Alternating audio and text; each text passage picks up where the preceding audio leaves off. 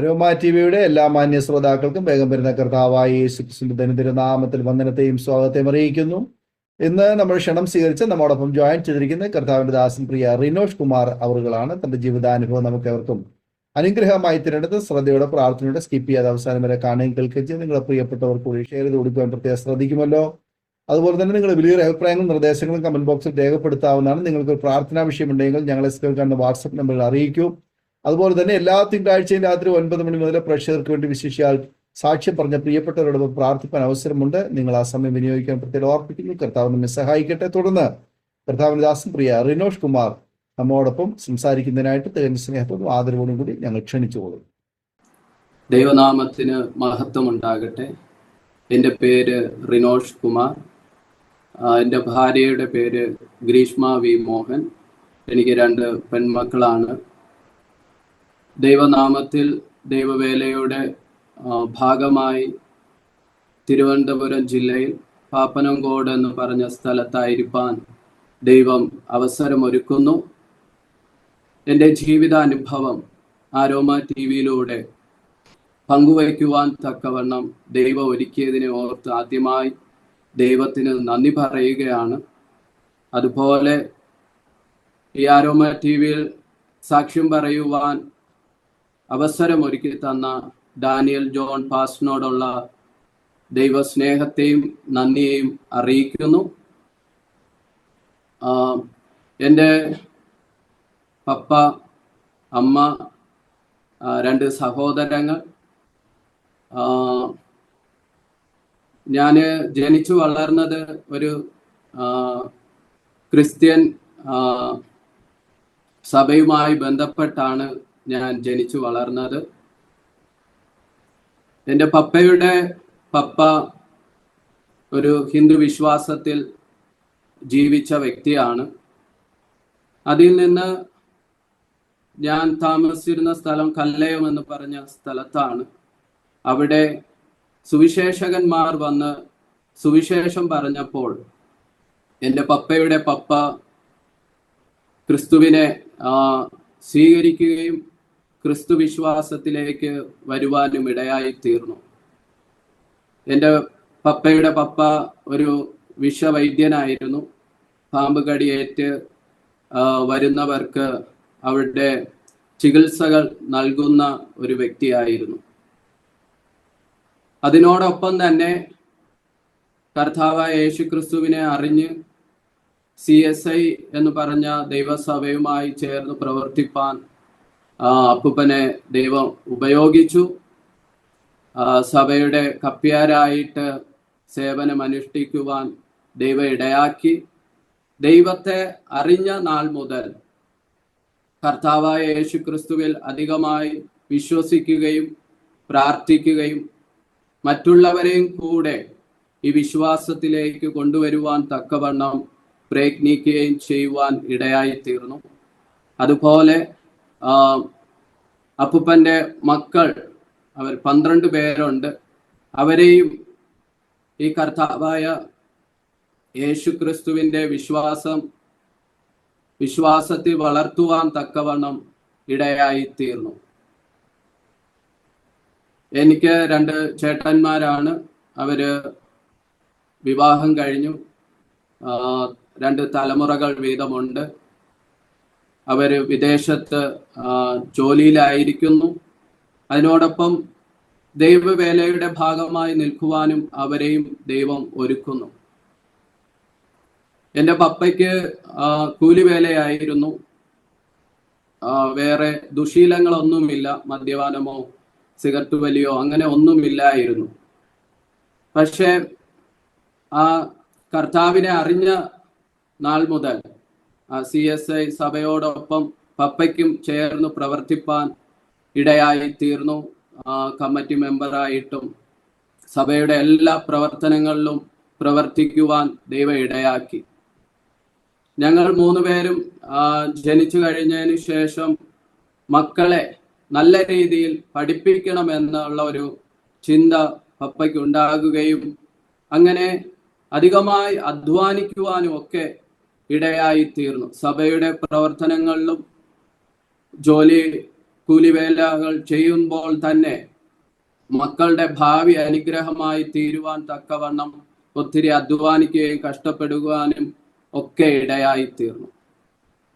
അതിൻ്റെ ഭാഗമായി ചെറുപ്പകാലത്ത് ഞങ്ങൾക്ക് ചെറിയ ബുദ്ധിമുട്ടുകളൊക്കെ ഉണ്ടാകുവാനായിട്ട് ഇടയായി തീർന്നു.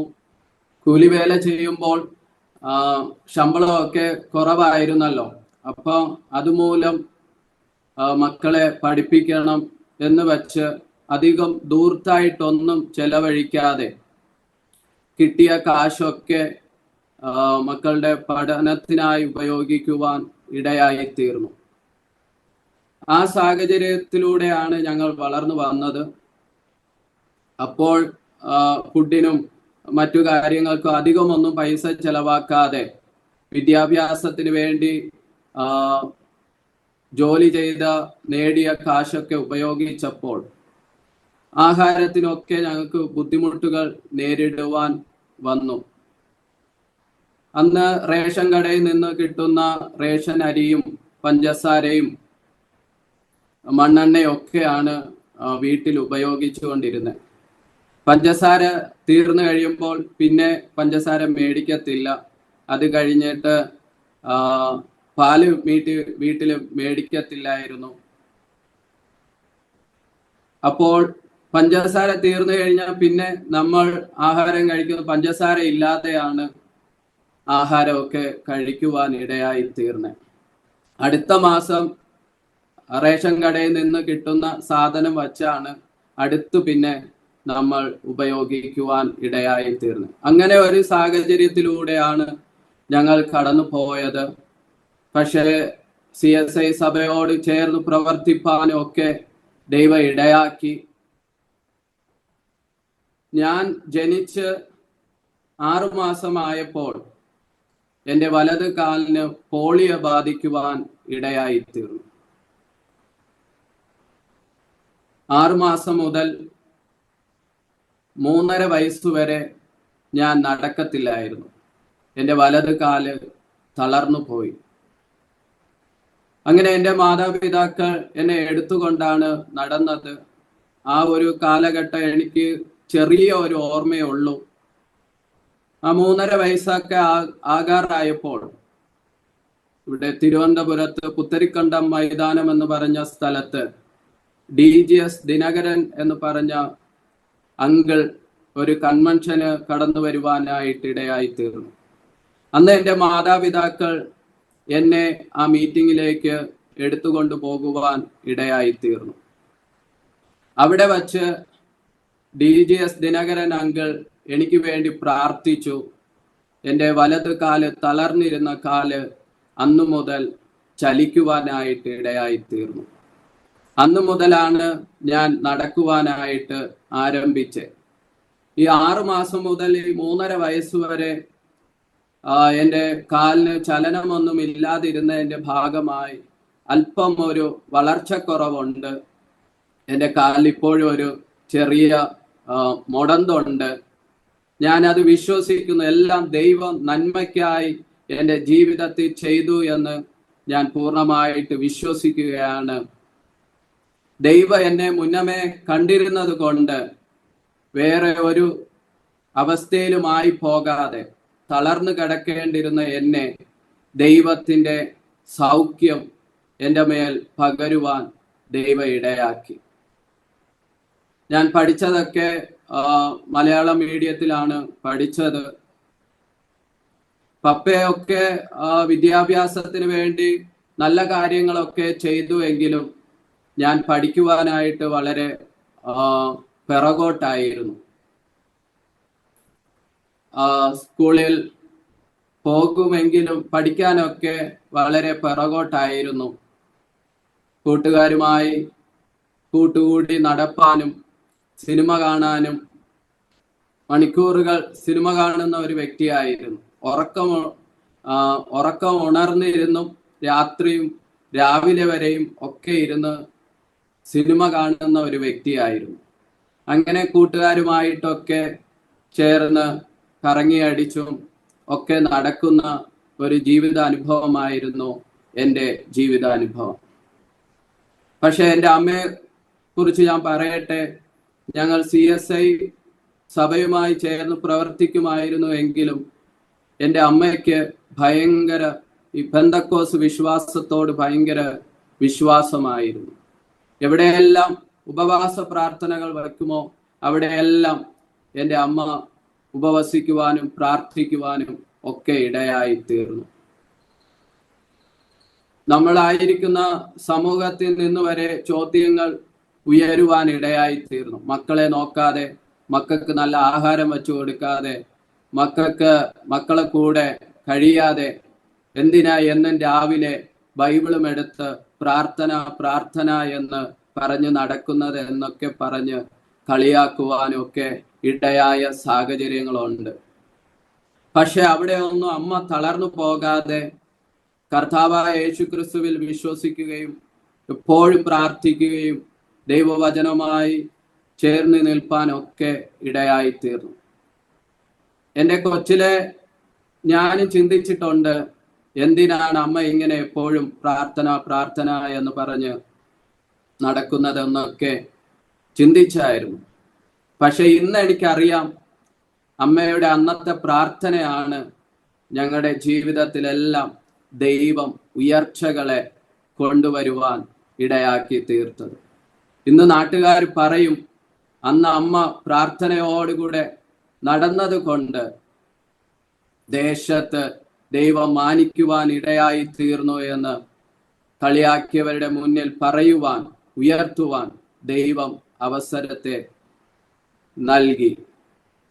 ഞങ്ങൾ അങ്ങനെ ഒരു ക്രിസ്തീയ ബാക്ക്ഗ്രൗണ്ടിൽ ജീവിച്ചു കൊണ്ടിരുന്ന സമയത്താണ് പെട്ടെന്ന് എൻ്റെ മൂത്ത സഹോദരന് ഒരു രോഗം വരുവാനായിട്ട് ഇടയായി തീർന്നു.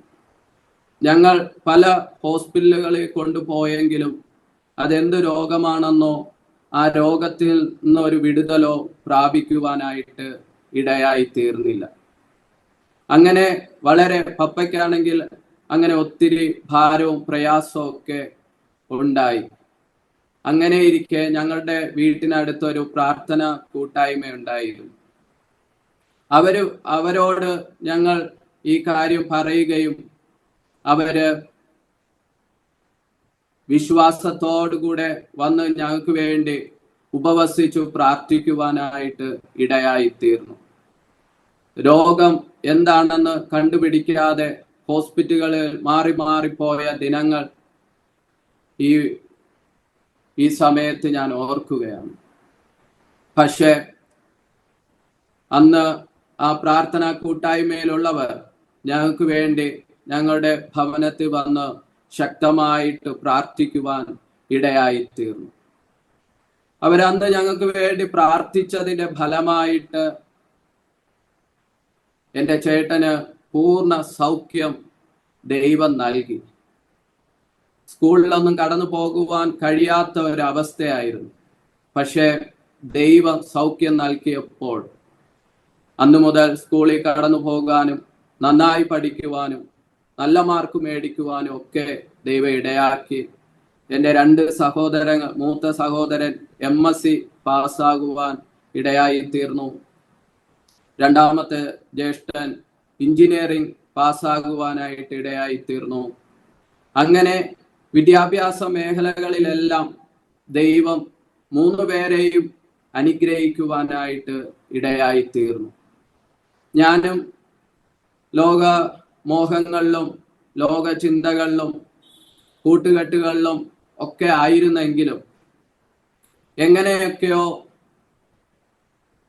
+2 വരെ പാസ്സാകുവാൻ ദൈവം ഇടയാക്കി. +2 ഒന്നും വിജയിക്കുമെന്ന് ചിന്തിച്ചതല്ല. പക്ഷെ അവിടെയൊക്കെ ദൈവത്തിന്റെ കരം കൂടെ ഉണ്ടായിരുന്നു. പ്രാർത്ഥന കൂട്ടായ്മയുടെ പ്രാർത്ഥന ഉണ്ടായിരുന്നു. അങ്ങനെ പ്രാർത്ഥിച്ചു പാസ്സാകുവാനായിട്ട് ഇടയായി തീർന്നു. അത് കഴിഞ്ഞു, +2 കഴിഞ്ഞു. ഇനി എന്തായി തീരുമെന്ന്, അല്ലെങ്കിൽ അടുത്ത് ഇനി എന്ത് ചെയ്യണമെന്ന് ചിന്തിക്കുകയും പ്രയത്നിക്കുകയും ചെയ്തപ്പോൾ ഈ കൂട്ടായ്മ ബന്ധത്തോടുകൂടെ അവരുമായി സംസാരിക്കുകയും അവിടെ ഒരു പാസ്റ്റർ ഉണ്ടായിരുന്നു. പാസ്റ്ററിന്റെ അടുത്ത് പ്രാർത്ഥിക്കുവാനും ഒക്കെ പറഞ്ഞു. പാസ്റ്റർ പറഞ്ഞു മെഡിക്കൽ ഫീൽഡുമായിട്ട് കാണുന്നുണ്ട് എന്നിങ്ങനെ പറഞ്ഞു. അപ്പോൾ ഞാൻ പഠിച്ചത് ഹ്യൂമാനിറ്റീസ് ആണ്, സയൻസ് അല്ല പഠിച്ചത്. 10ാം ക്ലാസ്സിലൊക്കെ മാർക്ക് കുറവായിരുന്നത് കൊണ്ട് ഹ്യൂമാനിറ്റീസ് ആണ് എനിക്ക് ലഭിച്ചത്. അപ്പോൾ ഹ്യൂമാനിറ്റീസ് പഠിച്ച എനിക്ക് എങ്ങനെ ഒരു മെഡിക്കൽ ഫീൽഡ് ചെയ്യാൻ കഴിയും എന്നൊക്കെ ഇങ്ങനെ ചിന്തിച്ചപ്പോൾ ഒരു പത്രത്തിൽ ഒരു വാർത്ത കേൾക്കുവാനായിട്ട് ഇടയായി തീർന്നു. നേഴ്സിംഗ് അസിസ്റ്റന്റ് എന്ന് പറഞ്ഞ ഒരു കോഴ്സിന്റെ ഒരു പരസ്യം കാണുവാനായിട്ട് ഇടയായി തീർന്നു. 10ാം ക്ലാസ് മതി അതിന്റെ ക്വാളിഫിക്കേഷൻ എന്ന് പറഞ്ഞു. അങ്ങനെ ഞങ്ങൾ എന്നാൽ അത് ചെയ്യാമെന്ന് പറഞ്ഞ് ആ കോളേജിൽ പോകുകയും അങ്ങനെ അവിടെ ആ കോഴ്സിന് ചേരുകയും, അത് 1 വർഷത്തെ കോഴ്സായിരുന്നു. ആ കോഴ്സ് 1 വർഷം ചെയ്യുവാനായിട്ട് ദൈവം ഇടയാക്കി. അത് കഴിഞ്ഞിട്ട് നേഴ്സിംഗ് അസിസ്റ്റന്റ് ആയിട്ട് ഞാൻ ഒരു കണ്ണാശുപത്രിയിൽ ജോലിക്ക് കയറുവാനായിട്ട് ഇടയായി തീർന്നു. അവിടെ 1.5 വർഷം ജോലി ചെയ്യുവാനായിട്ട് ഇടയായി തീർന്നു. അതിന്റെ ഇടയിൽ ഈ കൂട്ടായ്മയുമായി ബന്ധപ്പെട്ട് നിൽക്കുമ്പോൾ കേൾക്കുവാനും അറിയുവാനും ഒക്കെ ഇടയായി തീർന്നത് മുഴുകൽ സ്നാനമാണ് യഥാർത്ഥ സ്നാനമെന്ന് അനേകരിൽ നിന്ന് കേൾക്കുവാനും ഒക്കെ ഇടയായി തീർന്നു. പക്ഷെ ആ സമയത്തൊന്നും അതിനൊരു ചെവി കൊടുക്കാതെ പാരമ്പര്യ സഭയുടെ ഭാഗമായി നിൽക്കാനും ഞാൻ ആശ്രയിച്ചു നിൽക്കുന്ന സഭയുടെ കാര്യങ്ങളാണ് സത്യമെന്ന് ചിന്തിക്കുകയും ആ മുഴുകൽ സ്നാനത്തിലോട്ടൊന്നും സ്റ്റെപ്പ് വയ്ക്കാതെ എൻ്റെ മാനുഷികമായ ചിന്തയിലും മാനുഷികമായ അറിവിനകത്തും ആയിരിക്കുകയായിരുന്നു. അങ്ങനെ ഇരിക്കെയാണ് 2007 എൻ്റെ അമ്മയുടെ അനിയത്തിയുടെ മോളുടെ വിവാഹം 2007 ആന്റിയൊക്കെ ഡൽഹിയിലായിരുന്നു അവര് കുടുംബമായി താമസിച്ചിരുന്നത്. അവർ ഒരു പെന്തക്കോസ് വിശ്വാസത്തിൽ അനുഭവത്തിലായിരുന്നു. അപ്പൊ ചേച്ചിയുടെ വിവാഹമൊക്കെ അങ്ങനെ പെന്തക്കോസ് വിശ്വാസത്തിന്റെ ഭാഗമായിട്ടായിരുന്നു നടന്നത്. നാട്ടിൽ വച്ചായിരുന്നു വിവാഹം. അത് കഴിഞ്ഞിട്ട് അതിന്റെ റിസപ്ഷനായിട്ട് അവർ ഡൽഹിയിലേക്ക് കടന്നു പോകുവാനായിട്ട് ഇടയായി തീർന്നു. അവർ ഡൽഹിയിലോട്ട് കടന്നു പോയപ്പോൾ കുടുംബക്കാരായ ഞങ്ങൾക്ക് കുറച്ചു പേർക്കും കൂടെ ചേർന്ന് ആ ദേശത്ത് കടന്നു പോകുവാനായിട്ട് ഇടയായി തീർന്നു. അങ്ങനെ ആ ദേശത്ത് ഡൽഹിയിൽ കടന്നുപോയി അവരുമായി വിവാഹത്തിന്റെ ആ ഫംഗ്ഷനിലൊക്കെ പങ്കെടുക്കുവാനായിട്ട് ഇടയായി തീർന്നു. അവിടെ ആയിരുന്നപ്പോൾ അവിടെ സഭയിലൊക്കെ കടന്നു പോകുവാനായിട്ട് ദൈവം സഹായിച്ചു. അപ്പോൾ അവിടെയുള്ള ആന്റിയും കുടുംബവും ഒക്കെ പറഞ്ഞു യഥാർത്ഥമായി ദൈവത്തിൽ വിശ്വസിക്കണമെന്നും മുഴുകൽ സ്നാനം എടുക്കണമെന്നൊക്കെ പറയുവാനായിട്ട് ഇടയായി തീർന്നു. അങ്ങനെ ദൈവത്തിന്റെ കൃപയാൽ 2007 എനിക്കും പപ്പയ്ക്കും ഒരുമിച്ച് ഡൽഹിയിൽ വെച്ച് മുഴുകൽ സ്നാനം എടുക്കുവാനായിട്ട് ദൈവം അവസരത്തെ ഒരുക്കി.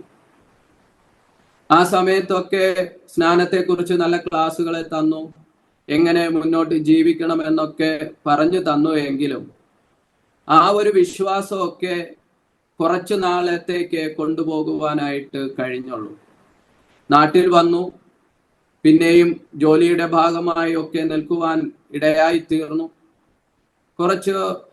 ഒരു 1-2 മാസം പ്രാർത്ഥനയിലും വിശ്വാസത്തിലും ഒക്കെ നിൽക്കുവാനായിട്ട് ഇടയായി. അത് കഴിഞ്ഞിട്ട് പിന്നെയും ഞാൻ ഈ വിശ്വാസത്തിൽ നിന്ന് മാറിപ്പോകുവാനായിട്ട്, അത് കഴിഞ്ഞ് പിന്നെയും ലോകപരമായി പിന്നെയും ജീവിക്കുവാൻ തുടങ്ങി. അങ്ങനെ ഇരിക്കെയാണ് ഞാൻ ഈ നേഴ്സിംഗ് അസിസ്റ്റന്റ് എന്നുള്ള ജോലി കൊണ്ട് എനിക്ക് വലിയ മുന്നേറ്റമൊന്നും ഉണ്ടാകുന്നില്ല. ഒരു നിരാശയും ഭാരവും ഒക്കെ എൻ്റെ ജീവിതത്തിൽ കടന്നു വരുവാനായിട്ട് ഇടയായി. അപ്പോൾ ഞാൻ ചിന്തിച്ചു, ഈ ജോലി കൊണ്ട് എനിക്ക് മുന്നേറുവാൻ കഴിയത്തില്ല. ആ സമയത്തൊക്കെ ഞാൻ പിന്നെയും ഈ വിശ്വാസത്തിൽ നിന്നൊക്കെ പുറകോട്ട് പോയി. ഞാൻ ഇനി വേറെ എന്തെങ്കിലും ജോലിക്ക് പോകാം, അല്ലെങ്കിൽ വേറെ എന്തെങ്കിലും പഠിക്കാം എന്നൊക്കെ ചിന്തിച്ചു. ഞാൻ ആ ജോലിയിൽ നിന്ന് റിസൈൻ ചെയ്തു ഭവനത്തിൽ നിൽക്കുവാനായിട്ട് ഇടയായി. അങ്ങനെ ഇരിക്കുമ്പോഴാണ് ഞങ്ങൾക്ക് ബാംഗ്ലൂരുള്ള MA വർഗീസ് പാസ്റ്ററിന്റെ ചർച്ചിലുള്ള വിശ്വാസിയുമായി പരിചയം ഉണ്ടായിരുന്നു. ഞങ്ങൾ ബിന്ദു എന്ന് വിളിക്കുന്ന ഒരു സിസ്റ്റർ. ആ സിസ്റ്റർ ഞങ്ങളോട് പറഞ്ഞു, പപ്പയോടും അമ്മയോടും സംസാരിച്ചു, +2 കഴിഞ്ഞല്ലേ, എന്നാൽ എൻ്റെ ഇവിടെ സഭയിലുള്ള ഒരു വിശ്വാസി നേഴ്സിംഗ് കോളേജ് നടത്തുന്നുണ്ട്, അവിടെ ഞാൻ സംസാരിക്കാം. അവിടെ ചിലപ്പോൾ ഒരു അഡ്മിഷൻ കിട്ടുവാണെങ്കിൽ ജനറൽ നേഴ്സിംഗ് എന്ന് പറഞ്ഞ കോഴ്സ് വരുവാനായിട്ട് പറഞ്ഞു. അങ്ങനെ ഞാൻ അത് വിശ്വസിച്ചു, അത് ചെയ്യാമെന്ന് പറഞ്ഞു. ഞാൻ അങ്ങനെ എൻ്റെ +2ന്റെ സർട്ടിഫിക്കറ്റ് ഒക്കെ അയച്ചു കൊടുത്തു. ആ സിസ്റ്റർ എനിക്ക് വേണ്ടി പ്രാർത്ഥിക്കുകയും ആ സിസ്റ്റർ എനിക്ക് വേണ്ടി കാര്യങ്ങളൊക്കെ ചെയ്തു തരുവാൻ ഇടയായി. അങ്ങനെ ഞാൻ 2009 ബാംഗ്ലൂർ പട്ടണത്തിലേക്ക് കടന്നു പോകുവാൻ ഇടയായി. അവിടെ ചെന്നിട്ടും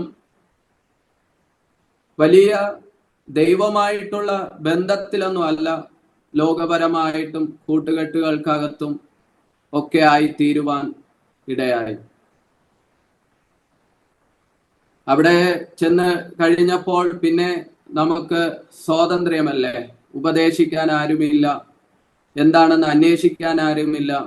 അങ്ങനെയൊക്കെ ആയപ്പോൾ നമ്മുടെ മാനുഷികമായ ചിന്തകൾക്കകത്തൂടെ ഒക്കെ ലോകപരമായി ഒക്കെ നടക്കുവാൻ ഇടയായി. അങ്ങനെ ആയിരിക്കെയാണ് എൻ്റെ ക്ലാസ്സിലുള്ളവർ വിശ്വാസികളുണ്ട്. അവർ പ്രാർത്ഥിക്കുമ്പോൾ, അവർ വചനം വായിക്കുമ്പോൾ അവരെ കൂടെയൊന്നും ഇരിക്കാതെ അവരെയൊക്കെ കളിയാക്കിയിട്ട് ഇറങ്ങിപ്പോകുന്ന അനുഭവങ്ങൾ വരെ എൻ്റെ ജീവിതത്തിൽ ഉണ്ടായി. ഇടയ്ക്ക് 2010 11 എനിക്ക് കറക്റ്റ് ഓർമ്മയില്ല, ഞാൻ ലീവിന് വെക്കേഷന് നാട്ടിൽ വന്നപ്പോൾ, ഞാൻ നേരത്തെ പറഞ്ഞതുപോലെ നാട്ടിലുള്ള ഒരു കൂട്ടായ്മയുടെ ബന്ധവുമായി ചേർന്ന് പ്രവർത്തിക്കുമ്പോൾ അവിടെ ഒരു മീറ്റിങ്ങിന് കടന്നു പോയപ്പോൾ അവിടെ ഒരു പ്രവാചകൻ കടന്നു വരുവാൻ ഇടയായി. ആ പ്രവാചകൻ എന്നെ നോക്കി പറഞ്ഞു, 3 വർഷത്തിനകത്ത് ദൈവം നിന്നെ തൊടുവാൻ ഇടയായി തീരുമെന്ന്. പക്ഷെ ഞാൻ അന്ന് അത് വിശ്വസിച്ചില്ല. ഞാൻ ഇപ്പോഴും ആ ദൈവദാസനെ കുറിച്ച് ഓർക്കാറുണ്ട്. ആ ദൈവദാസൻ ആരാണെന്ന് പോലും എനിക്ക് ഇന്ന് ഓർമ്മയില്ല. പലപ്പോഴും ചിന്തിച്ചിട്ടും പലപ്പോഴും അന്വേഷിച്ചിട്ടും ആ ദൈവദാസൻ ആരാണെന്ന് എനിക്ക് ഇന്നും ഓർമ്മയില്ല. പക്ഷേ ഒരു പ്രവാചകൻ യഥാർത്ഥമായി പ്രവചിക്കുന്ന പ്രവചനങ്ങൾ അത് ജീവിതത്തിൽ നിറവേറുമെന്ന് എൻ്റെ ജീവിത അനുഭവത്തിലൂടെ എനിക്ക് മനസ്സിലാക്കുവാൻ കഴിഞ്ഞു. അങ്ങനെ ആ മീറ്റിംഗ് ഒക്കെ കഴിഞ്ഞ് ഞാൻ തിരിച്ച് ബാംഗ്ലൂരിലേക്ക് കടന്നുപോയി. പിന്നെയും അല്പസമയത്തേക്ക് നല്ല വിശ്വാസമായിരുന്നു. അത് കഴിയുമ്പോൾ പിന്നെയും എൻ്റെ വിശ്വാസം തണുത്തു പോകും. പിന്നെയും ലോകമോഹങ്ങളിലോട്ട് തിരിയുവാൻ ഇടയാകും. അങ്ങനെ ഞാനായിരിക്കുമ്പോൾ എൻ്റെ കോഴ്സ് എല്ലാം കഴിഞ്ഞു.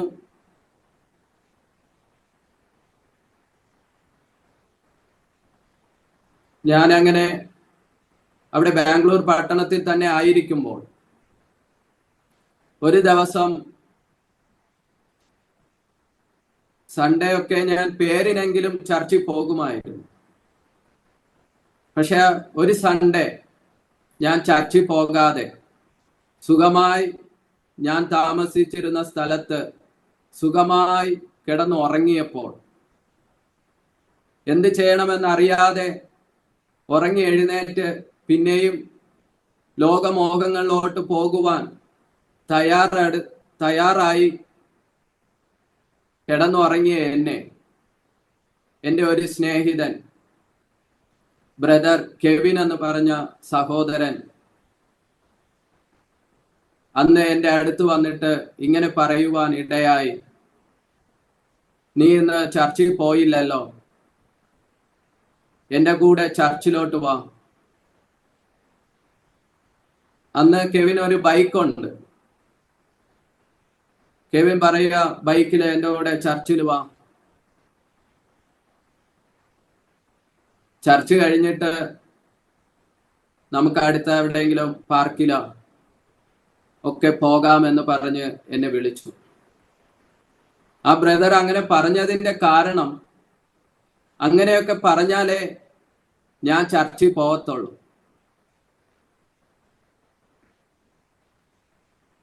എന്നാ ശരി, എനിക്ക് ചർച്ചിൽ പോയി ദൈവത്തെ ആരാധിക്കണമെന്നല്ല, ചർച്ച് കഴിഞ്ഞിട്ട് പിന്നെ ബൈക്കിലൊക്കെ ഒന്ന് കറങ്ങാമല്ലോ എന്നുള്ള ചിന്തയോടെയാണ് ഞാൻ ചർച്ചിൽ കടന്നു പോകുന്നത്. അങ്ങനെ പറഞ്ഞാലേ ഞാൻ കടന്നു പോകത്തുള്ളൂ. അന്നങ്ങനെ ഞാൻ പിന്നെ പെട്ടെന്ന് റെഡിയായി ബാംഗ്ലൂര്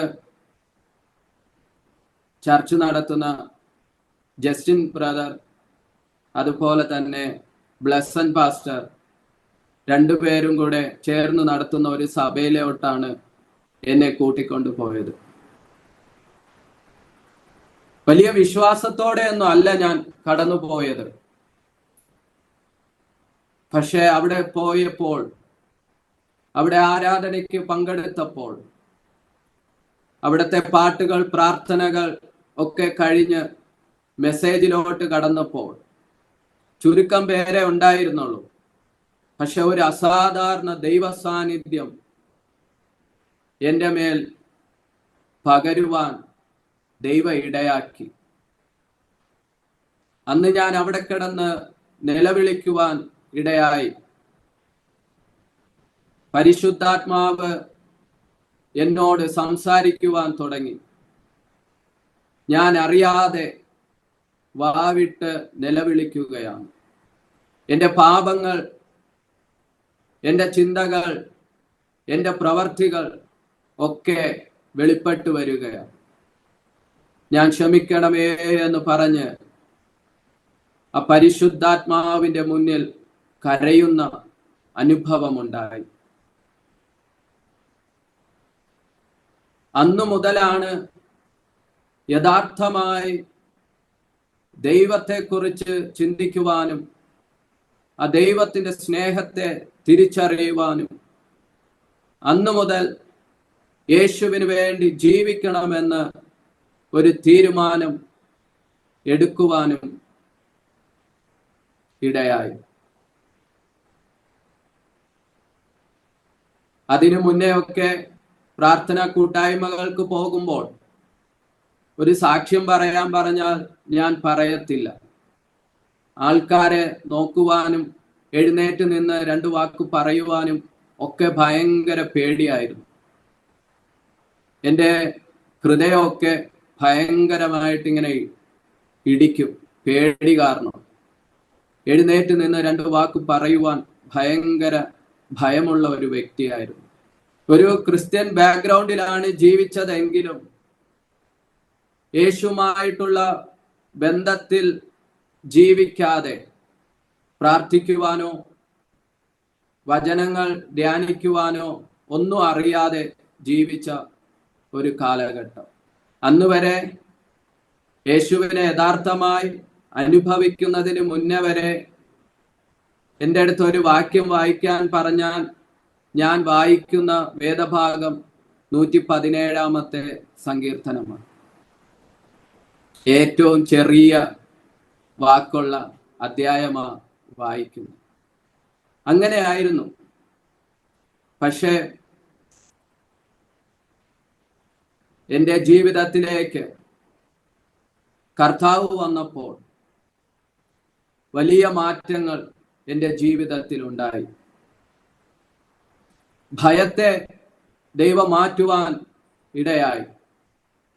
ദൈവത്തിൽ വിശ്വസിക്കുവാൻ, അതിയായി ദൈവത്തിൽ ആശ്രയിച്ചു നടപ്പാൻ ദൈവം ഇടയാക്കി.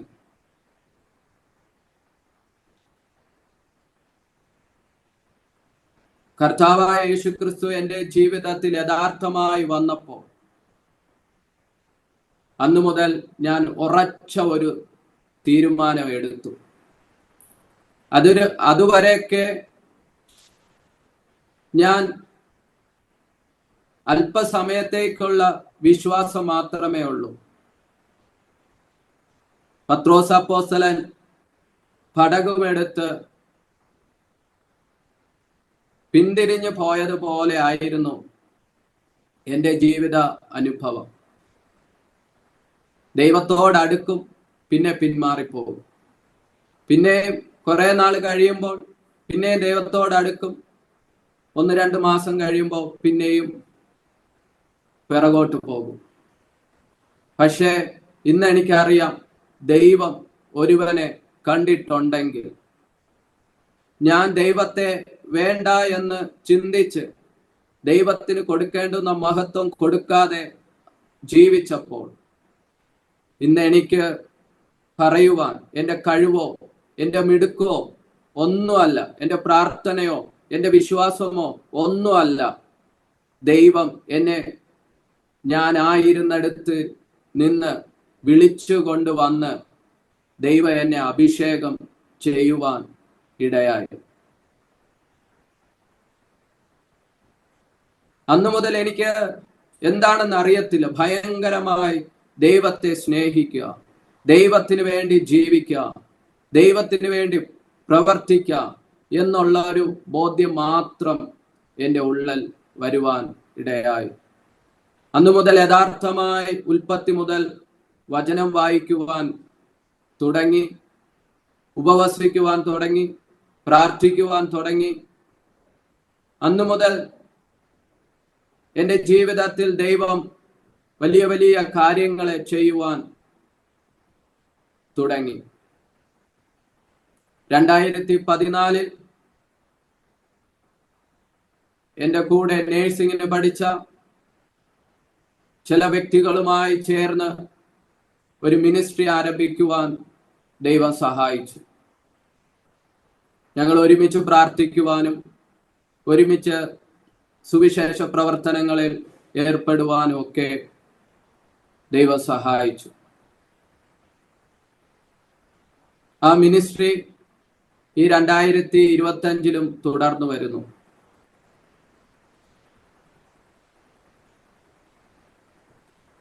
അങ്ങനെ ഞാൻ വിശ്വാസത്തിലോട്ട് വന്നു. ദൈവവചനവും പ്രാർത്ഥനയുമായി മുന്നേറി അതിനോടൊപ്പം ജോലി ചെയ്തു. 2016 വരെ നേഴ്സിംഗ് ജോലി ചെയ്യുവാൻ ദൈവം സഹായിച്ചു.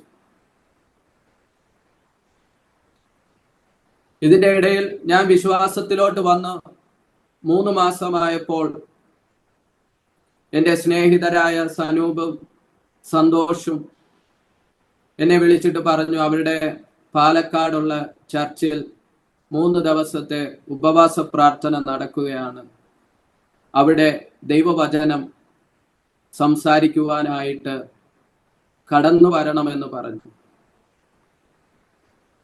അന്ന് എന്നെ ഈ വിശ്വാസത്തിലേക്ക് വരുവാൻ വിളിച്ചുകൊണ്ട് പോയ കെവിൻ ബ്രദറുമുണ്ട്. എൻ്റെ സ്നേഹിതർ പറഞ്ഞു, കെവിൻ ബ്രദറും റിനോഷ് ബ്രദറുമായി ചേർന്ന് ഈ 3 ദിവസത്തെ ഓരോ ദിവസം 2 സെക്ഷൻ വീതം നിങ്ങൾ വചനം സംസാരിക്കണമെന്ന്. സത്യം പറഞ്ഞാൽ യഥാർത്ഥമായി ദൈവവുമായി അടുത്തിട്ട് 3 മാസമേ ആയിട്ടുള്ളൂ. പറയുവാനായിട്ട് ഒരു സബ്ജക്റ്റ് ഇല്ല. എന്ത് പ്രസംഗിക്കണമെന്ന് അറിയത്തില്ല. പ്രസംഗിച്ചിട്ടുള്ള ശീലവുമില്ല. അതിനു മുന്നേ ഒക്കെ 2 വാക്ക് പറയുമ്പോൾ തന്നെ എൻ്റെ കാലുകൾ വിറയ്ക്കും, എൻ്റെ ഹൃദയം കിടന്ന് ഭയങ്കരമായിട്ട് ഇടിക്കും. അങ്ങനെ ഇരുന്ന സാഹചര്യത്തിലാണ് ഈ 3 മാസമായി ദൈവവുമായ ബന്ധത്തിലായിരുന്ന എന്നെ ദൈവവചനം പ്രസംഗിക്കുവാൻ വിളിച്ചു. എന്തായാലും ഇങ്ങനെ ഒരു അവസരം ദൈവം തന്നു എന്ന് പറഞ്ഞ് ഞാൻ പൂർണ്ണമായിട്ട് അത് വിശ്വസിക്കുകയും അത് ഏറ്റെടുക്കുവാനും ഇടയായി. അങ്ങനെ ആ വചനം ശുശ്രൂഷിക്കുവാനുള്ള ദിവസമായി. പിറ്റേന്നാണ് വചനം ശുശ്രൂഷിക്കുവാനുള്ളത്.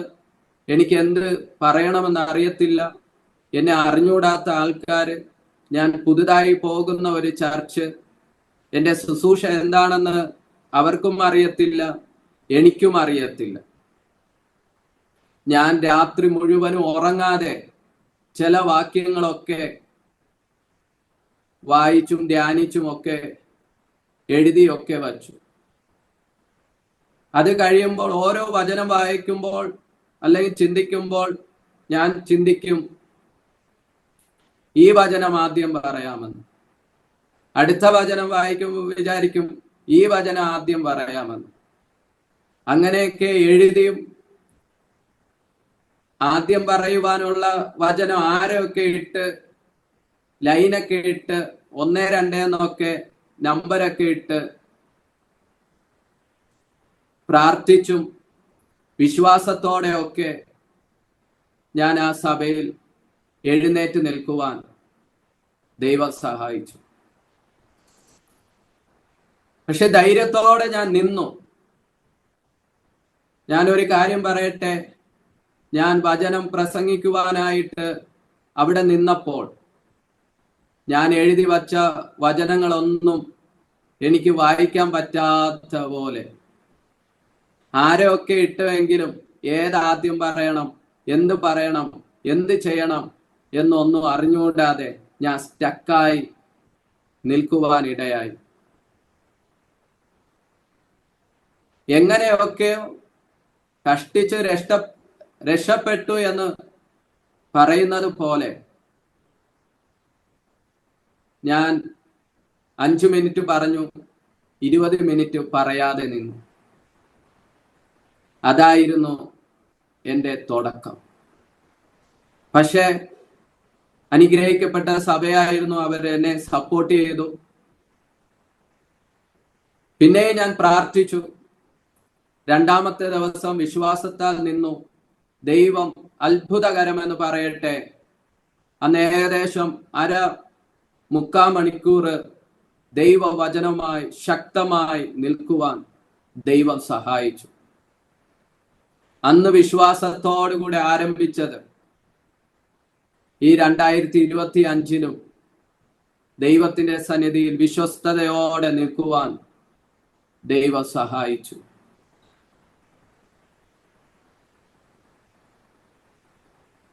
ആ സമയത്ത് ജോലിയുടെ ഭാഗമായിട്ട് ഉപവസിക്കുവാനും പ്രാർത്ഥിക്കുവാനും ഒക്കെ ഇടയായി. ഹൈദരാബാദ് ജോലി കിട്ടി. ഹൈദരാബാദ് പോയി ജോലി ചെയ്തു. എൻ്റെ സ്നേഹിതരൊക്കെ ബാംഗ്ലൂരായിരുന്നു. അന്ന് ടീമിന്റെ പ്രവർത്തനവുമായി ബന്ധപ്പെട്ട് ചിലപ്പോൾ ഒരു ദിവസം ഉപവാസ പ്രാർത്ഥനയൊക്കെ ടീമായി വയ്ക്കുമ്പോൾ ഈ ഹൈദരാബാദിൽ നിന്ന് ലോക്കൽ ട്രെയിനിൽ കയറി ഒത്തിരി നേരം നിന്ന്, മണിക്കൂറുകൾ നിന്ന്, ക്ഷീണത്തോടുകൂടെയും ഉറക്കമില്ലാതെയൊക്കെ വന്നിട്ടും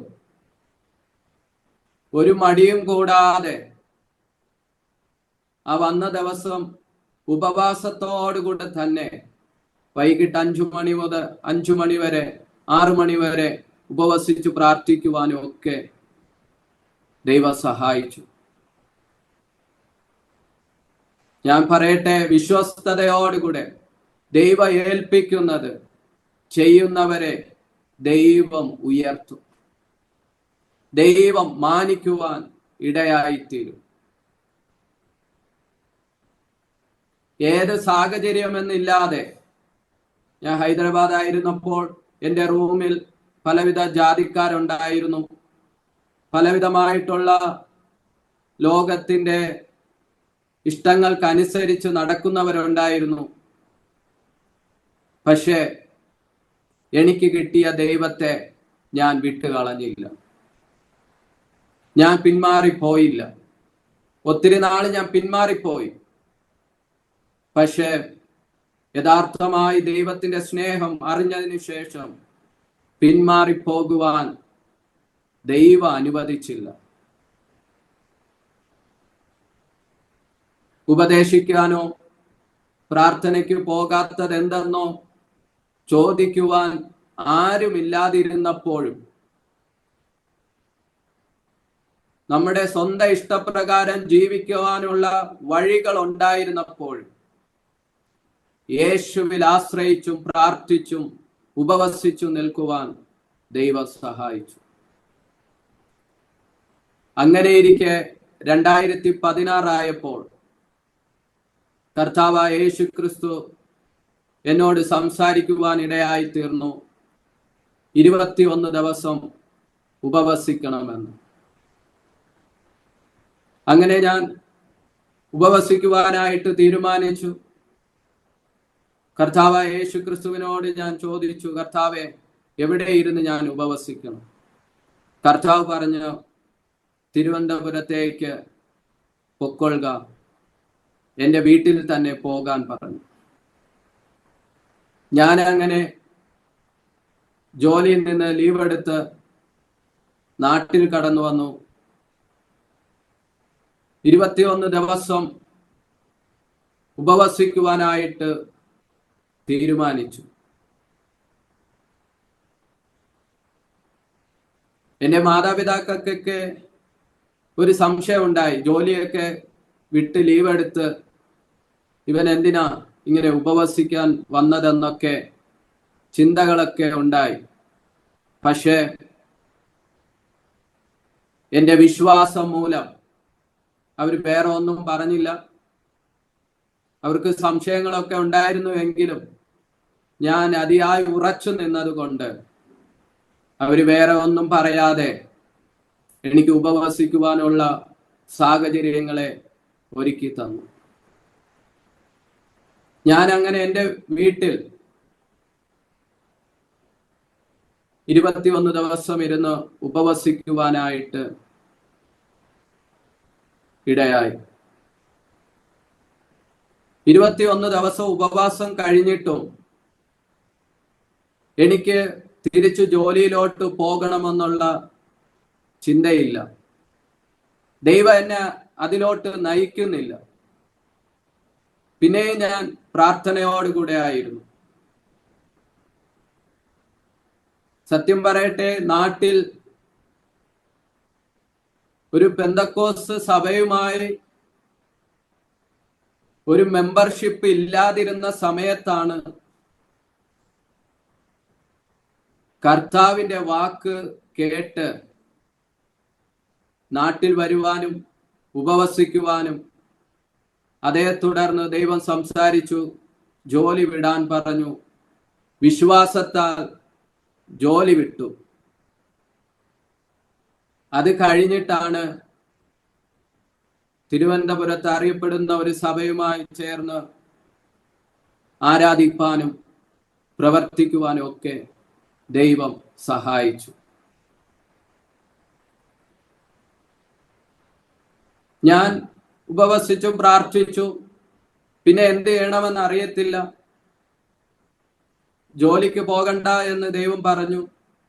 ഞാൻ വിശ്വാസത്തോടുകൂടെ നിൽക്കുന്നു. പല ഭാഗത്തുനിന്നൊക്കെ ആൾക്കാർ ചോദിക്കുന്നു, നിന്റെ ഭാവി എന്താകും? നിനക്കൊരു വിവാഹം വേണ്ടേ? സമ്പത്ത് വേണ്ടേ? നീ ഇങ്ങനെ പ്രാർത്ഥനയും ദൈവവചനവുമായി നിൽക്കുന്നു എന്ന് പറഞ്ഞാൽ എങ്ങനെ നിന്റെ കാര്യങ്ങൾ നടക്കുമെന്ന് അനേകർ എൻ്റെ അടുത്ത് ചോദിക്കുവാനായിട്ട് ഇടയായി. അപ്പോഴൊക്കെ എന്നെ ദൈവം വചനത്തിലൂടെ ബലപ്പെടുത്തുവാൻ സഹായിച്ചു. ഭാവി എന്തായിത്തീരും, മുന്നോട്ടുള്ള കാര്യങ്ങൾ എങ്ങനെ നടക്കും എന്നൊക്കെ ചോദിച്ചവരുടെ നടുവിൽ എനിക്ക് പറയുവാൻ ഒരു വചനമുണ്ടായിരുന്നു. ആ വചനം ഇങ്ങനെയാണ്: ഞാൻ ആരെ വിശ്വസിച്ചിരിക്കുന്നു എന്ന് ഞാൻ അറിയുന്നു. അവൻ എൻ്റെ ഉപനിധി. അവൻ എൻ്റെ അവസാനത്തോളം കാക്കാൻ സർവശക്തനായ ദൈവത്തെയാണ് ഞാൻ ആരാധിക്കുന്നതെന്ന് എന്നോട് ചോദിക്കുന്നവരോട് പറയുവാൻ ഇടയായി. ആ വചനമാണ് ഇന്ന് എന്നെ നിലനിർത്തുന്നത്. ഞാൻ ആരെ വിശ്വസിച്ചിരിക്കുന്നെന്ന് എനിക്ക് നന്നായി അറിയാം. ആ ദൈവം സർവശക്തനായ ദൈവമാണ്. ആ ദൈവം എന്നെ അവസാനത്തോളം കാക്കാൻ സർവശക്തനാണ്. അങ്ങനെ ആ വചനം പറയുകയും ആ വചനത്തിൽ വിശ്വസിക്കുകയും ആ വചനത്തെ മുറുകെ പിടിച്ചും മുന്നോട്ട് പോകുവാൻ ദൈവം സഹായിച്ചു.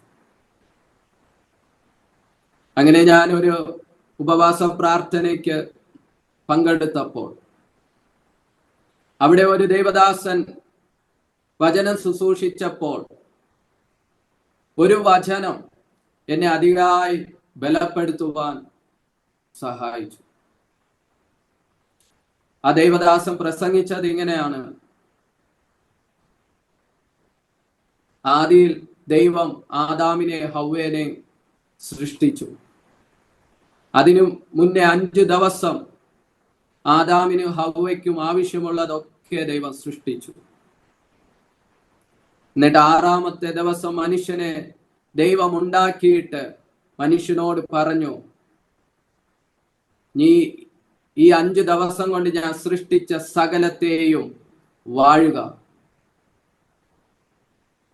സൂര്യനെയും ചന്ദ്രനെയും ഒക്കെ വാഴുവാനാ ദൈവം മനുഷ്യനെ ഉണ്ടാക്കിയതെന്ന് പറയുവാൻ ഇടയായി.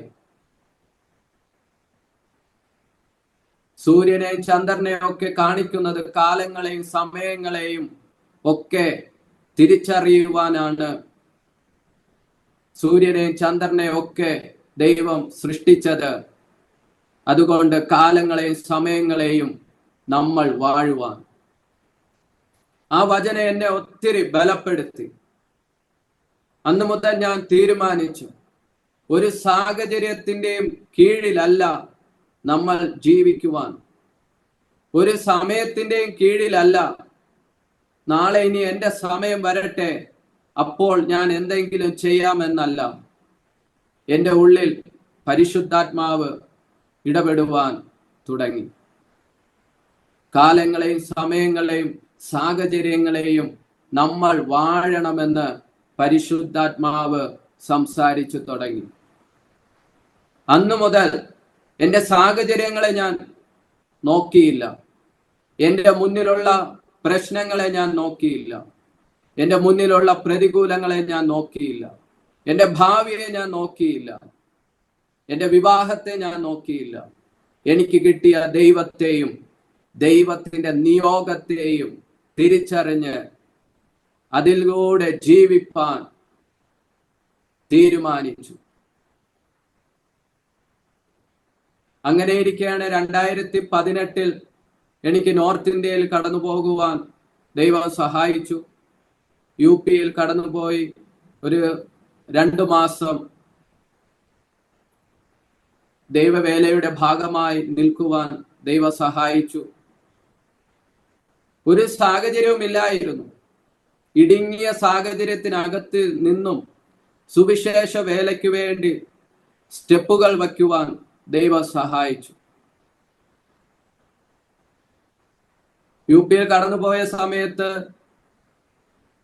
അവിടെ നിന്ന് വെസ്റ്റ് ബംഗാളിലേക്ക് ഒരു ക്ഷണം ലഭിച്ചു.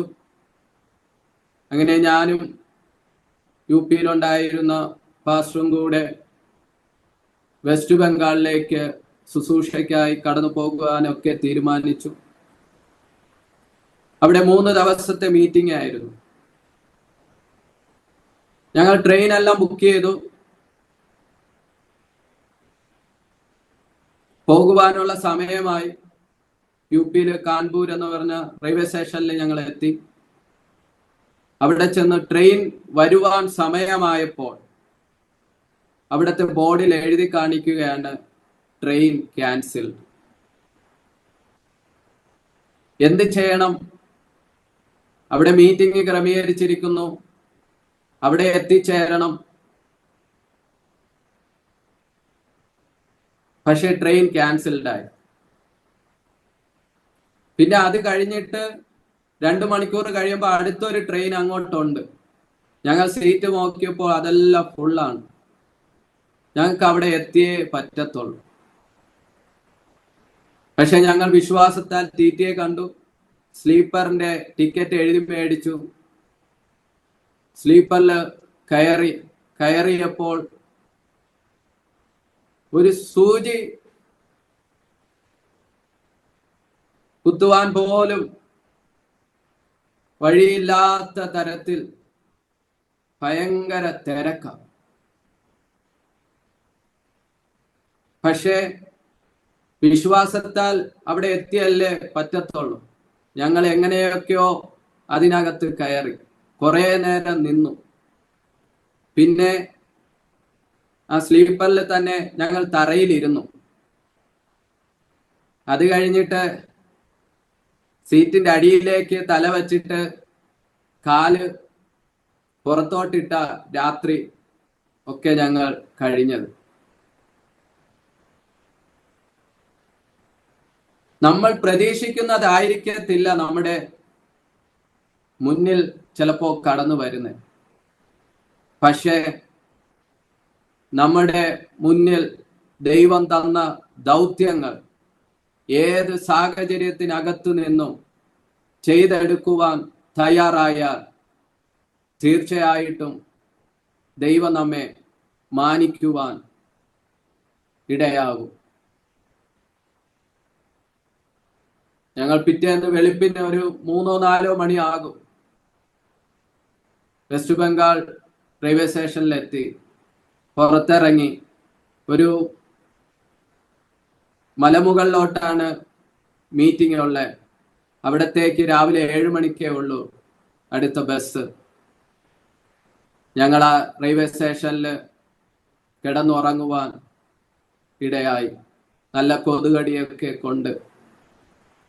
പക്ഷെ ഒരു പരിഭവമോ ഒരു വിഷമമോ ഒരു പിറുപിറുപ്പോ ഒന്നുമില്ലാതെ ദൈവം അനുവദിക്കുന്ന സാഹചര്യങ്ങൾ അനുഭവിച്ചുകൊണ്ട് ദൈവവേലയുടെ ഭാഗമായി നിൽക്കുവാൻ ദൈവം സഹായിച്ചു.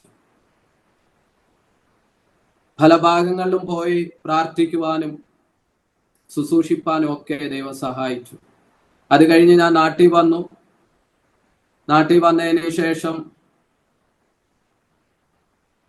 ഇവിടെ തിരുവനന്തപുരത്തുള്ള ഒരു സഭയിലേക്ക് ദൈവവചനം പ്രസംഗിക്കുവാൻ എന്നെ വിളിച്ചു.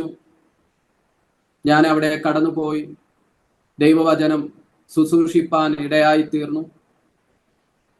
അവിടുത്തെ പാസ്റ്ററിന് എന്നോട് നല്ല സ്നേഹം തോന്നി. ആ ബന്ധത്തിൽ തന്നെ മുന്നോട്ട് തുടരുവാൻ ദൈവം സഹായിച്ചു. ആ ദൈവദാസനാണെങ്കിൽ ആഫ്രിക്കയിലൊക്കെ പോയി ദൈവവേല ചെയ്യുന്ന ഒരു ദൈവദാസനാണ്. ആ ദൈവദാസൻ ഒരിക്കൽ പ്രാർത്ഥിച്ചുകൊണ്ടിരുന്നപ്പോൾ എൻ്റെ മുഖം ദൈവദാസന് കാണിച്ചു കൊടുത്തിട്ട് ദൈവം പറഞ്ഞു, അടുത്ത പ്രാവശ്യം ആഫ്രിക്കയിൽ പോകുമ്പോൾ ഈ ദൈവദാസനെയും കൂടെ കൊണ്ടുപോകണമെന്ന് ദൈവം സംസാരിച്ചു. അങ്ങനെ ആ ദൈവപുരുഷൻ എന്നെ വിളിച്ചു. ദൈവം ഇങ്ങനെ സംസാരിച്ചു, വരുവാൻ താല്പര്യമുണ്ടോ എന്ന് ചോദിച്ചു. ഞാൻ പറഞ്ഞു, എനിക്ക് താല്പര്യമുണ്ട്. അങ്ങനെ ഒരുമിച്ച് ആഫ്രിക്കയിൽ കടന്നു പോകുവാൻ ദൈവം സഹായിച്ചു.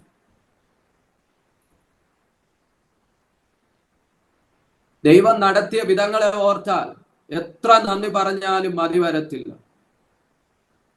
നമ്മൾ ദൈവത്തിന്റെ കരത്തിൽ ഒരു വിശ്വസ്തയോടുകൂടെ നിന്നാൽ ദൈവം നമുക്ക് വേണ്ടി വഴികളെ തുറക്കുമെന്ന് എൻ്റെ ജീവിത അനുഭവത്തിലൂടെ ദൈവം തെളിയിക്കുവാൻ സഹായിച്ചു. ശുശ്രൂഷയിലാകട്ടെ ആര് കൈത്താങ്ങും? ശുശ്രൂഷയിലാകട്ടെ എങ്ങനെ വളരുവാൻ കഴിയും?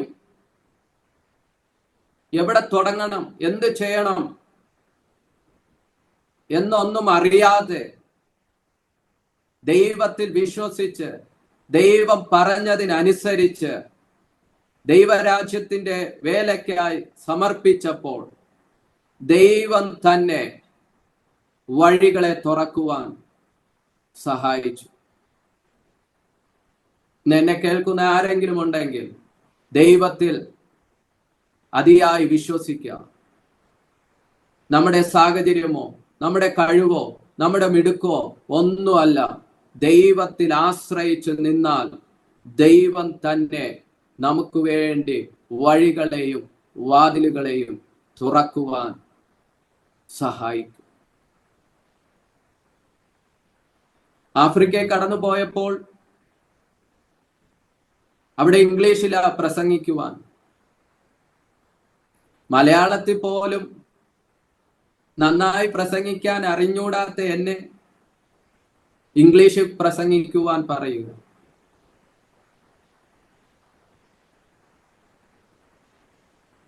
എന്തായാലും ഞാൻ വിശ്വാസത്താൽ ആഫ്രിക്കയെ കടന്നുപോയി. ഉഗാണ്ട എന്ന് പറഞ്ഞ സ്ഥലത്ത് കടന്നുപോയി ദൈവവേലയുടെ ഭാഗമായി പ്രവർത്തിപ്പാൻ ദൈവം സഹായിച്ചു. ഞാൻ എൻ്റെ ജീവിത സാക്ഷ്യവും ചെറിയൊരു മെസ്സേജും മലയാളത്തിൽ നിന്ന് ഇംഗ്ലീഷിലാക്കി നോട്ട്ബുക്കിൽ എഴുതി അതവിടെ കൊണ്ടുപോയി നിവർത്തി വച്ച് വായിക്കാമെന്ന് ചിന്തിച്ച ഞാൻ അവിടെ കടന്നുപോയി. അങ്ങനെ തന്നെയാണ് ഞാൻ അവിടെ ശുശ്രൂഷിച്ചത്. നോട്ട്ബുക്കിൽ എഴുതി കൊണ്ടുപോയി ആ നോട്ട്ബുക്കിൽ നോക്കി വായിച്ചാണ് ഞാൻ അവിടെ ശുശ്രൂഷിച്ചത്. പക്ഷെ എൻ്റെ ജീവിതത്തിൽ ഒരു വലിയ അത്ഭുതം ദൈവം ചെയ്യുവാൻ സഹായിച്ചു. 3 ദിവസത്തെ മീറ്റിംഗ് ആണ്. രാവിലെയും വൈകിട്ടും മീറ്റിംഗ് ഉണ്ട്. ഞാനും എന്നെ കൊണ്ടുപോയ ആ ദൈവദാസനും ആ ദേശത്ത് ചെന്നപ്പോൾ ഞാൻ കണ്ടത് ഇംഗ്ലണ്ടിൽ നിന്ന് 2 വിദേശികളും ആ മീറ്റിംഗിൽ പ്രസംഗിക്കുവാനുണ്ട്. ഞാൻ പറയട്ടെ, ഇംഗ്ലീഷിന്റെ സ്വന്തം ഭാഷയിൽ നിന്ന് വന്ന ദൈവദാസന്മാരുടെ മുന്നിൽ ഇംഗ്ലീഷ് അധികമായി ഒന്നും അറിഞ്ഞുകൂടാത്ത എന്നെ, ഇംഗ്ലീഷ് എഴുതി വായിപ്പിച്ച് നിർത്തിയ എന്നെ അവരെ കൂടെ നിർത്തുവാൻ ദൈവം സഹായിച്ചു. അതാ ഞാൻ പറഞ്ഞു, നമ്മുടെ കഴിവോ മിടുക്കോ ഒന്നുമല്ല. ആ ഇംഗ്ലണ്ടിൽ നിന്ന് വന്ന ദൈവദാസന്മാരുമായി ചേർന്ന് 3 ദിവസം ഒരുമിച്ച് ശുശ്രൂഷിപ്പാനും ഒരുമിച്ച് താമസിക്കുവാനും ഒക്കെ ദൈവം സഹായിച്ചു. ദൈവം വഴി തുറന്നാൽ അത് ആർക്കും അടയ്ക്കാൻ പറ്റത്തില്ല എന്ന് എൻ്റെ ജീവിതത്തിൽ ദൈവം തെളിയിച്ചു. അവിടുത്തെ ജീവിതാനുഭവങ്ങളെ കാണുവാൻ ദൈവം സഹായിച്ചു. അവിടെയുള്ള കുഞ്ഞുമക്കളെ സഹായിപ്പാൻ ദൈവം സഹായിച്ചു.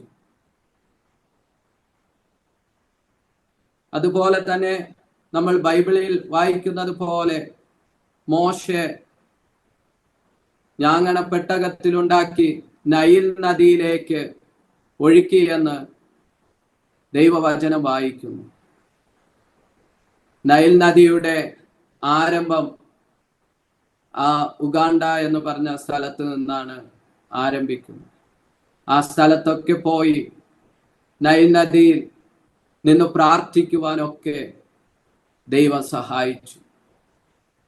മോശയെ ദൈവം വീണ്ടെടുത്തതുപോലെ ദൈവം നടത്തുന്ന വിധങ്ങൾ പറഞ്ഞാൽ എത്ര നന്ദി പറഞ്ഞാലും മതി വരത്തില്ല. ഞാനെങ്ങനെ ആഫ്രിക്കയിൽ നിന്ന് തിരിച്ച് നാട്ടിൽ കടന്നു വന്നു. ദൈവവേലയുടെ ഭാഗമായി തന്നെ നിൽപ്പാൻ ദൈവം സഹായിച്ചു. 2019 ഓഗസ്റ്റ് 15 എൻ്റെ വിവാഹം നടക്കുവാൻ ദൈവം സഹായിച്ചു. വിവാഹം നടക്കത്തില്ല എന്ന് പറഞ്ഞവരുടെ മുന്നിൽ, ഭാവി എന്തായി തീരുമെന്ന് പറഞ്ഞവരുടെ മുന്നിൽ,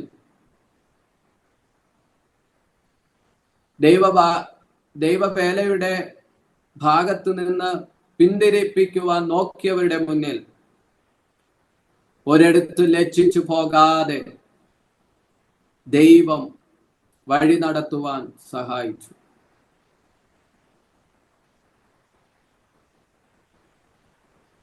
വിവാഹത്തിന്റെ കാര്യങ്ങളൊക്കെ വരുവാനിടയായി. ഞാൻ എങ്ങനെ വിശ്വസിച്ചിരുന്നോ, ഞാൻ പറയട്ടെ, എന്നെക്കാളും വിശ്വാസമുള്ള, എന്നെക്കാളും ദൈവവുമായി ബന്ധമുള്ള ഒരു പെൺകുട്ടിയെ എനിക്കായി ദൈവം ഒരുക്കി വച്ചു. ഒരു പാസ്റ്ററുടെ മോളെയാണ് ഞാൻ വിവാഹം ചെയ്തത്. അവർക്കും ഇതുപോലെ ഒത്തിരി ജോലിയും സമ്പത്തും ഉള്ളവരൊക്കെ വിവാഹത്തിനായി ഒക്കെ കടന്നു വന്നുവെങ്കിലും അവരും വിശ്വാസത്താൽ പ്രാർത്ഥിക്കുകയും ആഗ്രഹിക്കുകയും ചെയ്തത്, ഞങ്ങൾ ദൈവവേല ചെയ്യുന്നു, ഞങ്ങളെപ്പോലെ ദൈവവേല ചെയ്യുന്ന ഒരു മകനെ മതി എന്ന് പറഞ്ഞ് അവരും ദൈവത്തോട് പ്രാർത്ഥിച്ചുകൊണ്ടിരുന്ന സമയത്താണ് ഇങ്ങനെ ഒരു വിവാഹാലോചന കടന്നു വന്നത്. ദൈവം അവർക്ക് പ്രാർത്ഥിച്ചപ്പോൾ കാണിച്ചു കൊടുത്തു. ഞാനും പ്രാർത്ഥിച്ചപ്പോൾ ദൈവം എന്നോട് സംസാരിച്ചു. അങ്ങനെ വിശ്വാസത്താൽ ഞങ്ങൾക്ക് 2019 ഓഗസ്റ്റ് 15 വിവാഹിതരായി തീരുവാൻ ദൈവം സഹായിച്ചു.